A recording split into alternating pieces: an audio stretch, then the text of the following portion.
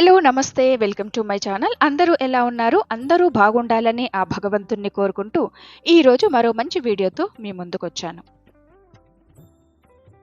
ఓం శ్రీ మాత్రే నమః. ముందుగా అందరికీ దీపావళి పండుగ శుభాకాంక్షలు.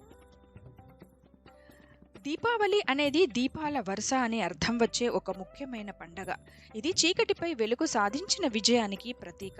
హిందూ, జైన మరియు సిక్కు మతాలతో ఈ పండుగని జరుపుకుంటారు. ఈ పండుగను నరకాసురుని కృష్ణుడు వధించిన సందర్భంగానూ, అలాగే లక్ష్మీదేవిని పూజిస్తూ కూడా జరుపుకుంటారు. ఈ పండుగ మొత్తం 5 రోజులుగా ఉంటుంది. మొదటి రోజు ధన్తెరస్, నరక చతుర్దశి, దీపావళి, గోవర్ధన పూజ మరియు భాయ్ దూజ్ వంటివి ఈ పండుగలో ముఖ్యమైన రోజులు. నరకాసురుణ్ణి సంహరించి ప్రజలను పీడ నుంచి విముక్తులను చేసిన సందర్భంగా ఈ పండుగను జరుపుకుంటారు. అలాగే అమావాస్య చీకటిని ప్రాలదోలేందుకు దీపాలు వెలిగించి బాణాసంచా కాల్చడం ద్వారా ఈ పండుగను జరుపుకుంటాం. ఐశ్వర్యం మరియు శ్రేయస్సు కోసం లక్ష్మీదేవిని, గణపతిని పూజిస్తారు. అలాగే దీపావళి వెనుక చాలా పురాణ గాథలు కూడా ఉన్నాయి. దీపావళి చెడుపై మంచి సాధించిన విజయానికి గుర్తుగా జరుపుకునే పండుగ. ఇంట్లోని ప్రతికూల శక్తులను తొలగించి నూతన వెలుగులు తీసుకువచ్చే గొప్ప పండగ. హిందువులతో పాటు జైనులు, బౌద్ధులు, సిక్కులు, ఇతర మతస్థులు ఆరోగ్యం, సంతోషాన్ని కోరుకుంటూ చేసుకునేటువంటి పర్వదినమే దీపావళి. ఈ దీపావళి ఆశ్వయుజ బహుళ అమావాస్య రోజు. ఈ రోజున ఈ దీపావళి పండుగను జరుపుకుంటారు. రామాయణంలోనూ దీపావళి ప్రస్తావన ఉంది. పురాణ కథనం ప్రకారం భూదేవి వరాహ స్వామికి అసుర సమయంలో జన్మించిన నరకాసురుడు శ్రీహరి చేతిలో చావులేని విధంగా తల్లి చేతిలోనే మరణించేలా వరణం పొందుతాడు.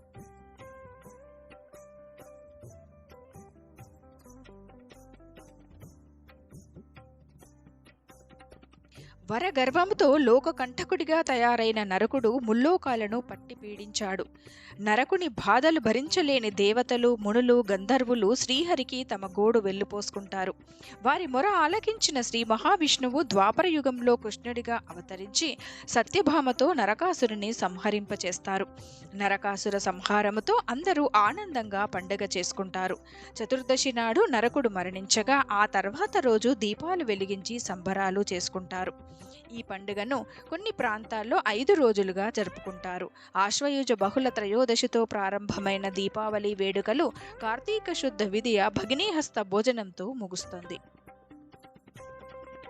ఆశ్వయుజ అమావాస్య రోజునే దీపావళి పండుగ జరుపుకుంటారు. ఈ సమయంలో ఇంటిని శుభ్రం చేసి రకరకాల పిండి వంటలు తయారు చేస్తారు. సంధ్యా సమయంలో గోగు కర్రలకు గుడ్డ పీలికలతో కాగడాలు కట్టి వెలిగించి గుమ్మాల్లో నేల మీద కొడుతూ దిబ్బి దిబ్బి దీపావళి, మళ్ళీ వచ్చే నాగుల చవితి, పుట్ట మీద జొన్న కర్ర, పుటుక్క దెబ్బ అని పాడతారు. గోగు కర్రల్ని ఎవరూ తొక్కని చోట వేసి వెనక్కి తిరిగి చూడకుండా కాళ్ళు కడుక్కొని లోపలికి వెళ్ళి శుభానికి మిఠాయి తింటారు. ఇలా చేస్తే పిల్లలు ఆరోగ్యంగా ఎదుగుతారని వారి నమ్మకం. తర్వాత ఇంటిని దీపాలతో అలంకరిస్తారు. మట్టి ప్రమిదలు నువ్వుల నూనె వేసి వాడటం మంచిది అని నువ్వుల నూనెతో దీపాలు వెలిగిస్తారు. లక్ష్మీదేవికి ఇష్టమైన నువ్వుల నూనెతో దీపాలు వెలిగిస్తే అమ్మ అనుగ్రహం లభిస్తుంది. గుమ్మం, తులసి దగ్గర మాత్రం తప్పనిసరిగా మట్టి ప్రమిదలో నువ్వుల నూనె లేదా ఆవు నేతితో దీపాలు వెలిగిస్తారు. ప్రదోష సమయంలోనే లక్ష్మీదేవి పూజను చేస్తారు. ధనలక్ష్మి పూజ ఈ రోజు చేస్తే ధనధాన్యాలు, అష్టైశ్వర్యాలు సంప్రాప్తిస్తాయి.